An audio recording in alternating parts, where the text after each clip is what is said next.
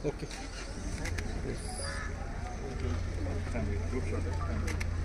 बाहर चलिए आप लोग, सर हो गया, बाहर चलिए, बाहर चलिए, बाहर चलिए। जनतेला त्या ठिकाणी व्यक्त होण्याचं सगळ्यात मोठं लोकशाहीतलं माध्यम कुठलं असेल तर ते आहे लोकशाहीतला सर्वात मोठा उत्सव मतदानाची प्रक्रिया म्हणजे सार्वत्रिक निवडणुका।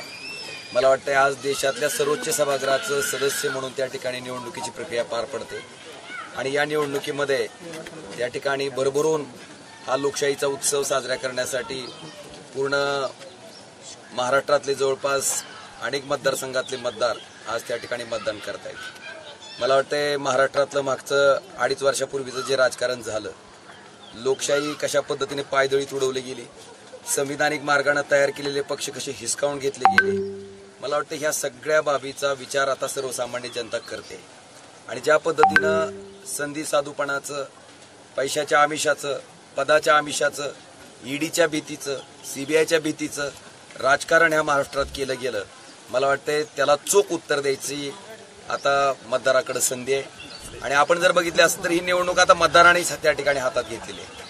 मतदारांनी जे काही बघितलंय, लोकांना गृहीत धरून केलं गेलेलं राजकारण लोकांना अजिबात आवडलेलं नाही आणि सर्वसामान्य जनता ह्याचा जाब निश्चितपणे त्या ठिकाणी ज्याने कोणी हे वाईट कृत्य केलं असेल त्यांना विचारल्याशिवाय राहणार नाही। आणि सगळ्यात मोठं माध्यम जे आहे ते आहे लोकशाहीचं। मतदान करून आज निश्चितपणे जनता त्या ठिकाणी दाखवून देईल। मी आपल्या माध्यमातून सुद्धा धाराशिव लोकसभा, उस्मानाबाद लोकसभा मतदारसंघातील सर्व जनतेला कळकळीची आणि नम्र विनंती करतो की आयुष्यातील 5 वर्ष मी अखंडपणे अविरतपणे आपल्यासाठी दिलेत। आता तुमच्या आयुष्यातला एक दिवस त्या ठिकाणी तुमच्या हक्काच्या उमराजीसाठी पाहिजे। भरभरून मतदान करा। कोणीही माझ्या एका मतामुळे काय फरक पडतंय म्हणून घरी बसू नका। सर्वांनी ह्या लोकशाहीच्या उत्सवामध्ये सहभागी व्हावं आणि त्या ठिकाणी मतदानाचं सारखं पवित्र दान त्या ठिकाणी करून लोकशाही बळकट करण्यासाठी, नवीन संसद त्या ठिकाणी अस्तित्वात आणण्यासाठी, आपला लोकप्रतिनिधी निवडण्यासाठी आपण सर्वांनी उत्साहात मतदान करावं। पहिल्या दिवसापासून ही लढाई जी आहे ती जनशक्ती विरुद्ध धनशक्ती आहे। काय प्रकार आहे तो? किल्लारीच्या औसा तालुक्यामध्ये रामपूर नावाचं गाव आहे। त्या रामपूर गावामध्ये खरोशाचे भारतीय जनता पार्टीचे माजी सरपंच आणि त्यांचा ड्रायव्हर बचत गटाच्या महिलांना 500 रुपये 400 रुपये वाटत असताना त्या ठिकाणी तिथल्या स्थानिकच्या सामान्य लोकांनी त्यांना पकडलं। त्यांना पकडल्याच्या नंतर गाडी आहे तशी सोडून सरपंच आणि ड्रायव्हर त्या ठिकाणून पळून गेलाय। मला वाटतं ह्या घटनेची माहिती, ही घटना रात्री 12:30च्या दरम्यानची आहे। 12:30 पासून ती लोक मला फोन करत होती। मी सकाळी बघितला फोन की जवळपास 70-80 मिस कॉल माझ्या फोनवर होते। मग मी त्यांना परत कॉल बॅक केला तर त्यांनी सांगितलं की आम्ही जवळपास 12:30 वाजल्यापासून ही गाडी इथं पकडून ठेवलोय, आम्ही पोलिसांना कॉल करतोय, आम्ही प्रशासनाला कॉल करतोय, पण कोण त्या ठिकाणी प्रतिसाद देत नाही। मग त्यांनी PSIचा नंबर दिला। मी त्यांना विनंती केली काय नेमका प्रकार आहे, जो काय प्रकार घडलाय त्याच्या बाबतीत आपण काय त्या ठिकाणी दखल घेतली। मग त्याच्यानंतर यंत्रणा हल्ली। मी स्वतः जिल्हाधिकारी महोदयांना सुद्धा बोललो की अशा पद्धतीनं पैशाचा आमिष दाखवून जर लोकांची मतं त्या ठिकाणी घेतली जात असतील तर मग हे आचारसंहितेच्या नेमकं कुठल्या व्याख्येत बसतंय बरं। ह्या पद्धतीनं सर्रास चालू आहे। पूर्ण धाराशिव लोकसभा मतदारसंघामध्ये हा प्रकार चालू आहे। पण सामान्य जनतेला माहिती आहे की मतदानाच्या दिवसापुरतं, कामापुरता मामान ताकापुरतं आजी करणारे पाहिजेत का 5 वर्ष त्यांच्यासाठी अखंडपणे अविरतपणे झटणारा हक्काचा खासदार पाहिजे। निश्चित जनता सुज्ञ आहे।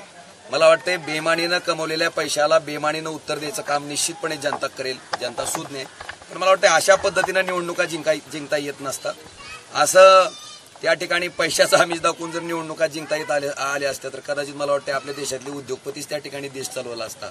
सामान्य लोकांचं मत आहे, कारण गरीब झोपडीत राहणाऱ्या माणसालाही एकच मत आहे आणि मला वाटतंय कोट्याधीश असलेल्या उद्योगपतीला सुद्धा त्याच मताचा अधिकार आणि दोघांच्या मताची किंमत ही सारखी आहे। असो, ज्या पद्धतीचं राजकारण त्यांना करायचं त्यांचं राजकारण त्यांना लखला।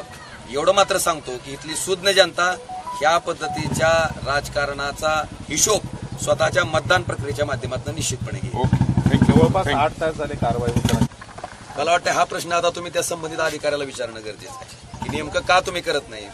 आजपर्यंत त्यांना अनेक प्रकारच्या तक्रारी प्राप्त झाल्या आणि सगळ्यातनं क्लीन चिट द्यायचा सपाटा प्रशासनाचा चालू आहे। मग नेमकं आम्ही तक्रारी करायच्या का?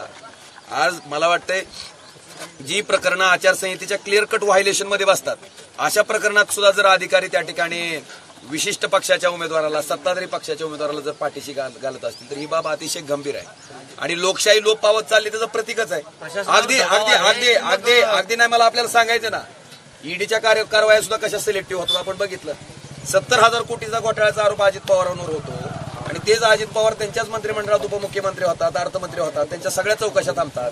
ही एका बाजूला आहे आणि दुसऱ्या बाजूला अरविंद केजरीवाल त्यांना विरोध करतायत, त्यांना म्हणून जेलमध्ये घालून टाकलंय. मला वाटतं हे काय लोकशाहीच्या दृष्टीनं अतिशय मारक आहे. सामान्य माणसाचा आता यानं विचार करणं गरजेचं आहे आणि ही सुद्धा तीच परिस्थिती आहे. तुम्ही बघा आजपर्यंत जेवढ्या प्रशासनाकडे तक्रारी केल्या गेल्या म्हणजे उघड उघड पैसे वाटले त्या लोकांनी आणि मला आपल्याला सांगू दे, त्या ज्या बाईट्स घेतल्या गेल्या होत्या त्या आपल्यासारख्याच पत्रकारांनी घेतल्या होत्या आणि त्या बाईटमध्ये क्लिअर कट माणूस सांगतो की आम्हाला 500 रुपयानं आणलंय, आम्ही ओमराजेला मतदान करणार आहेत आणि त्याच माणसावर पुन्हा पैशाचा आमिष दाखवून त्या ठिकाणी दबाव टाकून त्यांचे जबाब फिरवले गेले. पण तरी सुद्धा मला त्या हलगीवाल्याचं कौतुक करावं लागेल. रोजचा 500 मिळवणारा माणूस पण त्या माणसाकडे 2 लाख रुपये घेऊन ही माणसं गेल्याच्या असताना त्यानं नम्रपणे नकार दिला आणि स्पष्टपणे सांगितलं त्या कांबळे नावाच्या ग्रस्तानं की डॉक्टर बाबासाहेब आंबेडकरांच्या संविधानानं मला मत कुणाला टाकायचा हा अधिकार मला दिलेला आहे. तुझं जे 500 घेतलं होतं त्याची हलगी मी तुझ्या रॅलीत वाजवून आलो, आता मतदान कुणाला टाकायचा हा अधिकार माझा सर्वस्वी माझा आहे आणि तो मी ठरवीन. मला वाटतं इतकं स्पष्टपणे प्रामाणिकपणे वागणारा तो सामान्य हलगीवाला मला वाटतंय अशा पद्धतीनं पैशाचा आमिष दाखवून जी लोकप्रतिनिधी फुटतात त्यांच्यासाठी डोळ्यात अंजन घालायला लावायचा हा प्रकार आहे. आणि आपण हे जे हे करा, आपण तपासणी करा की नेमकं आचारसंहितेचं व्हायलेशन काय आहे. आम्ही साधं जय भवानी जय शिवाजी हे वाक्य जर शिवसेनेच्या त्या प्रचार गीतात आलं तर ते व्हायलेशन होतंय. आणि मला वाटतंय अशा पद्धतीने धडधाकटपणे आम्ही आमिष दाखवायचं, आम्ही तुम्हाला वाऱ्या करतो, आम्ही तुम्हाला हे वाटतो, आम्ही तुम्हाला ते वाटतो म्हणून जर सांगायचं, मला वाटतं हे कुठल्या व्याख्येत बसते आता प्रशासनाने प्रशासनावर दबाव आहे का तुम्हाला? काय कुणाचा दबाव आहे आपणच बघितलं पाहिजे ना. कोणा सत्ताधाऱ्यांचा दबाव आहे, दुसरा कशाचा दबाव. मला काय म्हणायचंय की ह्या प्रश्नाची उकल खरं तर 34 स्तंभ तुम्ही ह्या प्रश्नाची उकल करणं अपेक्षित आहे, तुम्ही हा प्रश्न करणं गरजेचं आहे.